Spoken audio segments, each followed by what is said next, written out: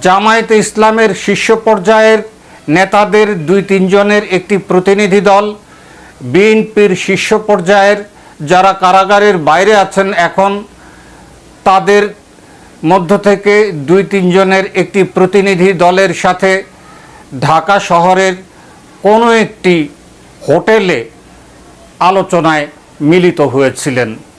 এই তথ্যটি পাওয়া গেছে বিএনপিরই একটি সূত্র থেকে।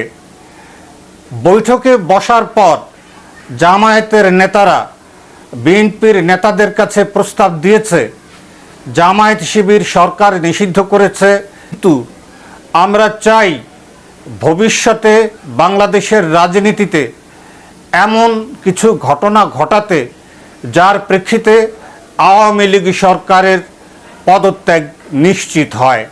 বিএনপির নেতারা তাদের কাছে জানতে চেয়েছে আপনাদের পরিকল্পনা কি ভবিষ্যৎ কর্মসূচি প্রণয়নের ব্যাপারে।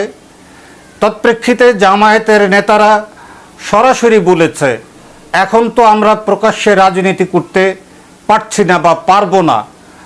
বিএনপি যাতে সরকারের পতনের এক দফার দাবিতে আন্দোলনের কর্মসূচি নিয়ে মাঠে নামার প্রস্তুতি গ্রহণ করে, বিএনপি যেন এই কাজটি করে। বর্তমানে ছাত্র আন্দোলন চলমান আছে, আমাদের নেতাকর্মী তারা এই আন্দোলনের প্রতি নজর রাখছে, সার্বক্ষণিক পর্যবেক্ষণ করছে আন্দোলনটি। আমাদের দলের নেতাকর্মী যারা আছে তারা এই আন্দোলনের আশেপাশে তাদের সুবিধা মতো অবস্থানে থেকে আন্দোলনটিকে পর্যবেক্ষণ করবে এবং চেষ্টা করবে আন্দোলনের সাথে যুক্ত ছাত্রদের সাথে পুলিশের সাংঘর্ষিক অবস্থা তৈরি করতে। পুলিশের সাথে ছাত্রদের সাংঘর্ষিক অবস্থা তৈরি করে আমাদের নেতাকর্মীরা আন্দোলনের পাশে যে সুবিধাজনক অবস্থানে অবস্থান করবে সেখান থেকে তারা আন্দোলনের প্রতি এলোপাথারি গুলি করবে। যারা আন্দোলনের আশেপাশে থাকবে জামায়াতের নেতাকর্মী তারা সশস্ত্র অবস্থায় থাকবে, এমনভাবে এলোপাথারি গুলি করবে যাতে অন্ততপক্ষে শতাধিক ছাত্র কর্মী, ছাত্র নেতা কিংবা পুলিশ যাতে নিহত হয়। নিহতের সংখ্যা যত বাড়বে এবং এই নিহতের সংখ্যার মধ্যে যদি সাধারণ ছাত্রদের সংখ্যা বেশি হয় তাহলে দেশের জনগণের একটি বড় ধরনের সহানুভূতি ছাত্র আন্দোলনের প্রতি সক্রিয় হয়ে উঠবে। আন্দোলনে দেশের সাধারণ জনগণও যুক্ত হবে, আন্দোলনটি তীব্র থেকে তীব্র আকার ধারণ করবে।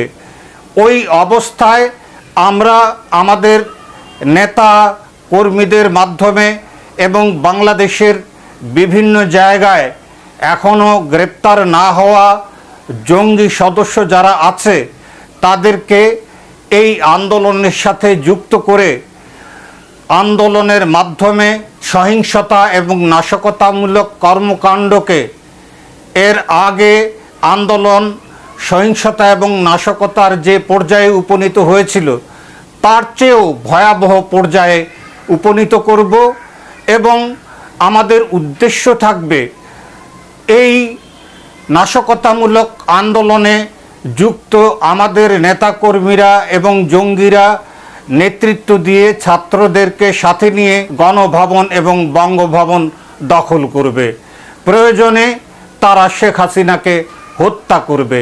এমন একটি পরিবেশ পরিস্থিতি তৈরি করার প্রক্রিয়ার ভেতর যদি বিএনপি তার সমমনা দলগুলোকে নিয়ে সরকার পতনের এক দফা আন্দোলন নিয়ে মাঠে নামে তাহলে নিশ্চিত করেই বলা চলে বহুমুখী আন্দোলনের চাপে সরকারের পতন নিশ্চিত হবে। সরকারের পতন নিশ্চিত হলেই একটি অন্তর্বর্তীকালীন সরকার গঠনের প্রশ্ন দেখা দেবে। ডক্টর মোহাম্মদ ইউনূসের নেতৃত্বে তিনি এর মধ্যে ঘোষণাও করেছেন যে তিনি অন্তর্বর্তীকালীন সরকার যদি গঠিত হয় সেই অন্তর্বর্তীকালীন সরকারের প্রধানের দায়িত্ব গ্রহণ করতে রাজি আছেন।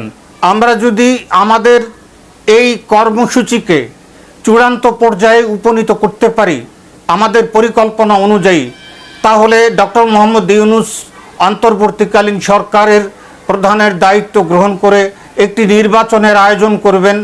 সেই নির্বাচনে আমরা আশা করছি বিএনপি জামায়াত যদি সম্মিলিতভাবে অংশগ্রহণ করে তাহলে সরকার গঠন করার মতো সংখ্যাগরিষ্ঠ আসনে বিএনপি জামায়াত বিজয়ী হতে পারবে এবং সরকার গঠন করতে পারবে। এই প্রস্তাবটি আপনাদের কাছে উপস্থাপন করার জন্যেই আপনাদের সাথে মিলিত হয়েছি।